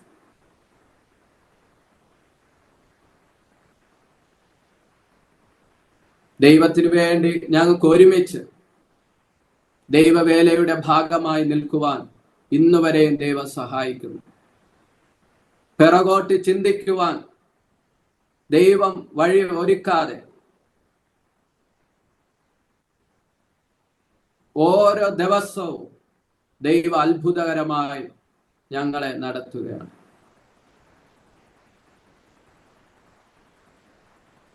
ഞങ്ങളുടെ വിവാഹം കഴിഞ്ഞു. ഞങ്ങൾക്ക് മൂത്ത ഒരു മോളെ ദൈവം തന്നു. മൂത്ത മോക്ക് 1.5 വയസ്സായപ്പോൾ ദൈവം സംസാരിച്ചു, നിങ്ങൾ നോർത്ത് ഇന്ത്യയിൽ ദൈവവേലയുടെ ഭാഗമായി കടന്നു പോകണമെന്ന്. അങ്ങനെ ഞങ്ങൾ തീരുമാനിച്ചു, കുടുംബമായി തീരുമാനിച്ചു. 1.5 വയസ്സുള്ള മോളെയും വൈഫിനെയും ഞാനും കൂടെ നോർത്ത് ഇന്ത്യയിൽ പിന്നെയും സുവിശേഷ വേലയുടെ ഭാഗമായി പോകുവാൻ തീരുമാനിച്ചു. അതിന്റെ ക്രമീകരണങ്ങളൊക്കെ ചെയ്തു. ട്രെയിൻ ബുക്ക് ചെയ്തു. ഞങ്ങൾ അതിന്റെ ക്രമീകരണങ്ങളെല്ലാം ചെയ്തു. പോകുവാൻ ഏകദേശം ഒരു 2-3 മാസം മുന്നേ തന്നെ ഞങ്ങൾ ട്രെയിൻ എല്ലാം ബുക്ക് ചെയ്തു, എല്ലാം ക്രമീകരിച്ചു. പോകുന്നതിന് ഒരു 1.5 മാസത്തിന് മുന്നമേ അറിയുകയാണ് ഭാര്യ രണ്ടാമത് പ്രഗ്നന്റ് ആണ്. ഞങ്ങൾക്ക് എന്ത് ചെയ്യണമെന്ന് അറിയത്തില്ലായിരുന്നു. നോർത്ത് ഇന്ത്യ പോകണമോ അതോ ക്യാൻസൽ ചെയ്യണമോ, അതോ ഞാൻ മാത്രം പോകണോ അതോ പോകാതിരിക്കണമോ എന്നൊക്കെ വന്നപ്പോൾ വൈഫും ഞാനും കൂടെ തീരുമാനിച്ചു, എന്തായാലും ദൈവം പറഞ്ഞതല്ലേ, ദൈവം അവസരം ഒരുക്കിയതല്ലേ, പോകാമെന്ന് തീരുമാനിച്ചു. അനേകർ പറഞ്ഞു പോകണ്ട എന്ന്, വൈഫിനെ കൊണ്ട് ഇപ്പം പോകണ്ട എന്ന്. പക്ഷേ ദൈവം ഞങ്ങളുടെ മേൽ ഏൽപ്പിച്ച ദൗത്യം ചെയ്യുവാൻ ഞങ്ങൾ ദൈവത്തിൽ ആശ്രയിച്ചു, സ്റ്റെപ്പ് വയ്ക്കുവാൻ ഇടയായി. ആ സമയത്ത് വൈഫിന് നല്ല ഛർദിലൊക്കെ ഉണ്ടായിരുന്നു, ക്ഷീണമുണ്ടായിരുന്നു. പക്ഷേ അതൊന്നും ഞങ്ങൾ നോക്കാതെ വിശ്വാസത്താൽ നോർത്ത് ഇന്ത്യയിലേക്ക് കടന്നു പോകുവാൻ ദൈവം സഹായിച്ചു. ദൈവത്തിൽ ആശ്രയിച്ച് ഞാൻ പറയട്ടെ, ഞങ്ങൾ ട്രെയിനിൽ കയറി യാത്ര തുടങ്ങിയ അന്നു മുതൽ വൈഫിന്റെ ഛർദിൽ നിന്നു, ക്ഷീണം മാറി. ഞങ്ങൾക്ക് അത്ഭുതകരമായി യാത്ര ചെയ്ത് നോർത്ത് ഇന്ത്യയിൽ എത്തുവാൻ ദൈവം സഹായിച്ചു. ഞങ്ങൾക്ക് അവിടെ 1 മാസത്തോളം പല ഭാഗങ്ങളിൽ, ഗ്രാമങ്ങളിൽ ഒക്കെ പോയി പ്രവർത്തിക്കുവാൻ ദൈവം സഹായിച്ചു. ഒരു ഗ്രാമത്തിലോട്ട് പോയപ്പോൾ അവിടെ ടാറിട്ട റോഡൊന്നും ഇല്ലായിരുന്നു, കുഴിയായിരുന്നു. ഞങ്ങളൊരു ഓട്ടോയിലാ പോകുന്നത്. ഏകദേശം ഒരു 10 കിലോമീറ്ററോളം കുണ്ടും കുഴിയിലും വീണും ഒക്കെയാണ് യാത്ര ചെയ്തത്. പക്ഷേ ദൈവത്തിന്റെ കരം നമ്മുടെ കൂടെ ഉണ്ടായിരുന്നു. ദൈവ അത്ഭുതകരമായി നോർത്ത് ഇന്ത്യയിൽ പല ഭാഗങ്ങളിൽ, ഗ്രാമങ്ങളിൽ ഒക്കെ പോയി പ്രാർത്ഥിപ്പാനും സുവിശേഷം അറിയിപ്പാനും ഒക്കെ ദൈവം സഹായിച്ചു. ഒത്തിരി ദൈവമക്കളുടെ സാക്ഷ്യങ്ങൾ ദൈവം ഞങ്ങളെ അതൊക്കെ കേൾക്കുമ്പോൾ, അവിടെ ജീവിത അനുഭവങ്ങളൊക്കെ കേൾക്കുമ്പോൾ പിന്നെയും പിന്നെയും ദൈവത്തിന് വേണ്ടി ജീവിക്കണമെന്നുള്ളൊരു ബോധ്യം ഞങ്ങളുടെ ഉള്ളിൽ ദൈവം തരികയാണ്. എന്ത് കഷ്ടത ഉണ്ടാകട്ടെ, പ്രതികൂലങ്ങൾ ഉണ്ടാകട്ടെ, അതിന്റെ നടുവിൽ ദൈവം തരുന്ന ദൈവിക നിയോഗങ്ങൾ ചെയ്തെടുപ്പാൻ ദൈവം ഞങ്ങളെ സഹായിക്കുന്നു. അവിടെയെല്ലാം 1 മാസത്തോളം ഞങ്ങൾക്ക് പല ഭാഗങ്ങളിലും പോയി പ്രവർത്തിച്ച് തിരിച്ചു മടങ്ങി വരുവാൻ ദൈവം സഹായിച്ചു. അനുഗ്രഹിക്കപ്പെട്ട രണ്ടാമതും ഒരു മോളെ ദൈവം തരുവാൻ സഹായിച്ചു. രണ്ടാമത്തെ മോള് പ്രഗ്നന്റ് ആയിരുന്നപ്പോൾ അത് ലഭിക്കത്തില്ലെന്ന ഡോക്ടർമാര് പറഞ്ഞ്, പക്ഷെ അതിൽ നിന്നെല്ലാം ദൈവം വിടുവിച്ച് അനുഗ്രഹിക്കപ്പെട്ട നല്ലൊരു മകളെ ദൈവം തരുവാൻ സഹായിച്ചു. ഇന്ത്യയുടെ പല ഭാഗങ്ങളിൽ പോയി ദൈവവേല ചെയ്യുവാൻ, പല സ്റ്റേറ്റുകളിൽ പോയി ദൈവവേല ചെയ്യുവാൻ ദൈവം സഹായിച്ചു. ഇന്ത്യയുടെ ഏറ്റവും ലാസ്റ്റായ രാമേശ്വരം, അവിടെയും ഇന്ത്യയുടെ ഏറ്റവും മുകൾ ഭാഗമായ കാശ്മീരും ഒക്കെ പോയി പ്രാർത്ഥിപ്പാൻ ദൈവം സഹായിച്ചു. 10-14 സ്റ്റേറ്റുകളിൽ പോയി ദൈവത്തിന്റെ നാമത്തെ ഘോഷിപ്പാൻ ദൈവം സഹായിച്ചു. 3 രാജ്യങ്ങളിൽ പോയി ദൈവത്തിന്റെ വേല ചെയ്യുവാൻ, ശുശ്രൂഷകളെ ചെയ്യുവാൻ ദൈവം സഹായിച്ചു. എന്തായി തീരും, എങ്ങനെയായി തീരുമെന്ന് ചിന്തിച്ചെടുത്ത് നിന്ന് ദൈവം നമ്മോട് കൂടെ ഉണ്ടെങ്കിൽ ദൈവം വഴികളെ തുറക്കുമെന്ന് എൻ്റെ ജീവിത അനുഭവത്തിലൂടെ എനിക്ക് പറയുവാൻ കഴിയും. നമ്മെ സഹായിപ്പാൻ ആരുമില്ലെങ്കിലും യേശു കർത്താവ് നമ്മുടെ കൂടെ ഉണ്ടെങ്കിൽ ദൈവ അത്ഭുതകരമായി നമ്മെ വഴി നടത്തും. അനേകർക്ക് വേണ്ടി ഇടിവിൽ നിൽക്കുവാൻ ദൈവം സഹായിക്കുന്നു. ഞങ്ങളുടെ ഒരു സഹോദരന്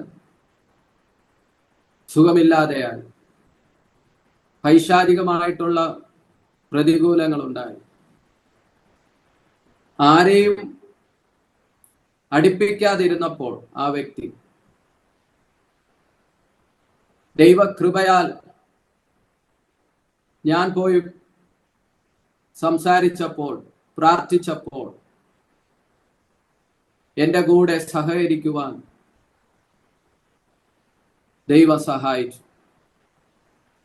10-14 ദിവസം ആ സഹോദരനോടൊപ്പം താമസിച്ച് ആ സഹോദരന്റെ പ്രശ്നത്തിൽ നിന്ന് വിടുവിച്ചെടുക്കുവാൻ ദൈവം സഹായിച്ചു. ഒരു ദിവസം മാനസികാശുപത്രിയിൽ ആ സഹോദരൻ കിടക്കുവാനിടയായി.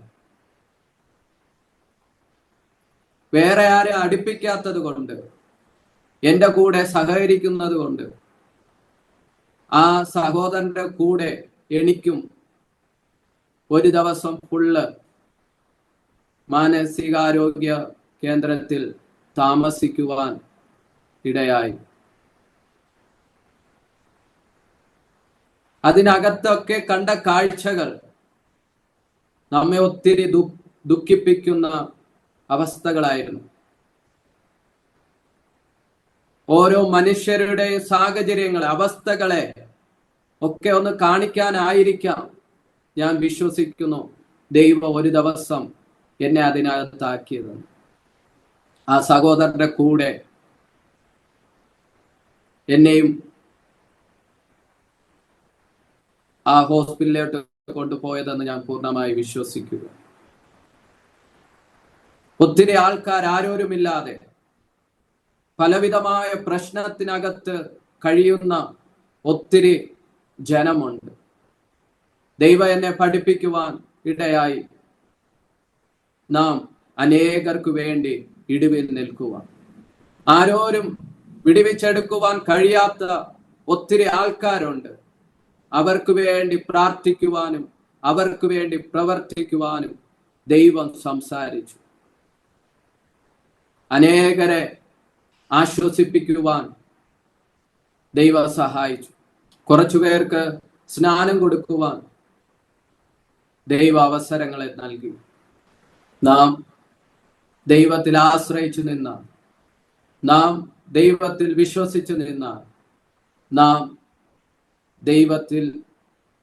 ദൈവം പറയുന്ന കാര്യങ്ങൾ വിശ്വസ്തയോടെ നമ്മൾ ചെയ്യുവാൻ തയ്യാറായാൽ ദൈവം നമ്മെ ഉയർത്തുവാൻ ഇടയായിത്തീരും.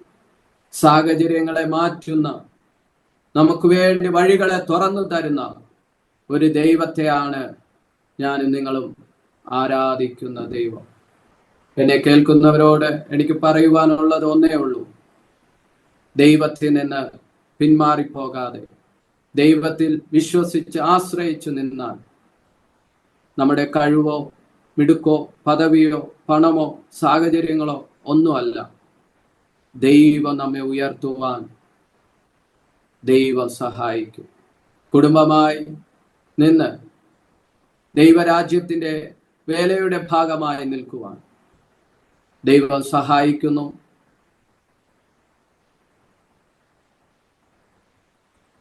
ദൈവം എല്ലാവരെയും ധാരാളമായി അനുഗ്രഹിക്കട്ടെ. ഇത്രയും സമയം നിങ്ങളുമായി എൻ്റെ ജീവിതാനുഭവം പങ്കുവയ്ക്കുവാൻ ദൈവം ഇടയാക്കിയതിനെ ഓർത്ത് ദൈവത്തിന് ഒരിക്കൽ കൂടി നന്ദി പറഞ്ഞുകൊണ്ട് എൻ്റെ വാക്കുകളെ ചുരുക്കുന്നു. എല്ലാവരെയും ദൈവം ധാരാളമായി അനുഗ്രഹിക്കട്ടെ.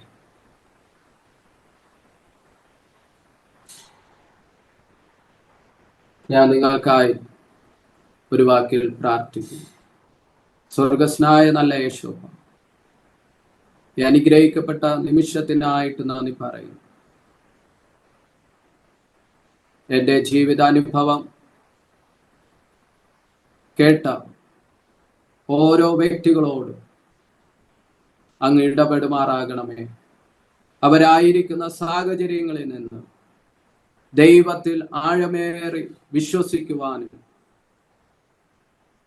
സാഹചര്യങ്ങളെ നോക്കാതെ, പ്രതികൂലങ്ങളെ നോക്കാതെ ദൈവത്തിൽ ആശ്രയിച്ചുകൊണ്ട്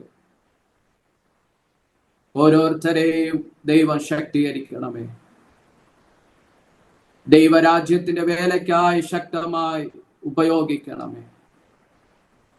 ഈ അനുഭവം കേട്ടവർക്ക് വിശ്വാസം വർദ്ധിക്കട്ടെ. അവർ വിശ്വാസത്തിൽ ജീവിപ്പാൻ കർത്താവേ അങ്ങ് സഹായിക്കണമേ. എല്ലാവരെയും അനുഗ്രഹിക്കുന്നു. അങ്ങ് പ്രാർത്ഥന ഏൽക്കുന്നതിനായി നന്ദി. യേശുവിൻ നാമത്തിൽ തന്നെ ആമേൻ. താങ്ക് യു കർത്താവിന്റെ ദാസൻ റിനോഷ് കുമാർ. ഇത്രത്തോളം സമയം ദൈവസേനയിൽ ദൈവനാമ മഹത്വത്തിന് വേണ്ടി ദൈവം നടത്തിയ അത്ഭുതകരമായ വഴികളെക്കുറിച്ച് അരോമ ടിവിയുടെ പ്രേക്ഷകരുമായിട്ട് പങ്കുവയ്ക്കുവാൻ കർത്താവ് കൃപ ചെയ്തത് ദൈവത്തിന് നന്ദി പറയുന്നു. കർത്താവിന്റെ ദാസനോടും കുടുംബ അംഗങ്ങളോടുള്ളതായ നന്ദി സ്നേഹവും കടപ്പാടും അറിയിക്കുന്നു. കർത്താവ് ധാരാളം അനുഗ്രഹിക്കട്ടെ. അരോമ ടിവിയുടെ പ്രേക്ഷകർക്ക് ഈ സാക്ഷ്യം അനുഗ്രഹമായി തീർന്നു എന്ന് ഞങ്ങൾ വിശ്വസിക്കുന്നു. നിങ്ങളുടെ പ്രിയപ്പെട്ടവർക്ക് സുഹൃത്തുക്കളോട് ഷെയർ ചെയ്ത് കൊടുക്കുക. അവരും കേട്ട് അനുഗ്രഹിക്കപ്പെട്ട് അതിലൂടെ ദൈവനാമ മഹിമയുടെ മോഹാന്തരമായി തീരുമല്ലോ. മാത്രമല്ല, നിങ്ങളുടെ വിലയേറിയ അഭിപ്രായങ്ങളും നിർദ്ദേശങ്ങളും കമന്റ് ബോക്സിൽ രേഖപ്പെടുത്താം. സ്ക്രീനിൽ കാണുന്ന വാട്സ്ആപ്പ് നമ്പറിൽ ഞങ്ങളെ വിവരം അറിയിക്കാം. ഞങ്ങൾ നിങ്ങൾക്ക് വേണ്ടി വിശേഷിയാൽ പ്രാർത്ഥിക്കുന്നു. അരോമ ടിവിയിൽ സാക്ഷ്യം പറഞ്ഞ പ്രിയപ്പെട്ടവരോടൊപ്പം എല്ലാ തിങ്കളാഴ്ചയും രാത്രി 9 മണി മുതൽ പ്രാർത്ഥന നടന്നു വരുന്നു. നിങ്ങൾക്കും അതിൽ പങ്കാളിയാകാം. അടുത്ത അനുഗ്രഹിക്കപ്പെട്ട സാക്ഷ്യവും വചനചിന്തയുമായി നാം വീണ്ടും കൂടിക്കാണും വരെ എല്ലാ പ്രിയപ്പെട്ടവർക്കും good bye. God bless you all. Amen. ഓർമ്മയുടെ മനോരഥത്തിൽ മായാത്ത ഓർമ്മയ്ക്കായി അരോമ മാട്രിമോണിയിൽ നിന്നും ജീവിത പങ്കാളിയെ കണ്ടെത്തൂ. നിങ്ങൾ ഒരു ക്രിസ്തീയ ജീവിത പങ്കാളിയെ അന്വേഷിക്കുകയാണോ? അതോ മക്കൾക്ക് അനുയോജ്യമായ ഒരു തക്ക തുണയ്ക്ക് വേണ്ടി പ്രാർത്ഥിക്കുന്ന വ്യക്തിയാണോ? എങ്കിൽ അരോമ മാട്രിമോണി നിങ്ങൾക്ക് വേണ്ടിയാണ്. ഇന്നു തന്നെ സൗജന്യമായി രജിസ്റ്റർ ചെയ്യൂ. അരോമ മാട്രിമോണിയുടെ പ്രത്യേകതകൾ: രജിസ്ട്രേഷൻ തികച്ചും സൗജന്യം. ലോകത്തെവിടെയുമുള്ള അനുയോജ്യമായ ക്രിസ്തീയ ജീവിത പങ്കാളിയെ തിരഞ്ഞെടുക്കാം. വിവാഹം നടക്കുന്നതുവരെ സർവീസ് ലഭിക്കുന്നു. ഏറ്റവും ചെറിയ പാക്കേജുകളും തിരഞ്ഞെടുക്കാം. അരോമ മാട്രിമോണി നിങ്ങൾക്കായി ഒരുക്കുന്നു വിവാഹം പരമാനന്ദം. Email aroma matrimony2020@gmail.com.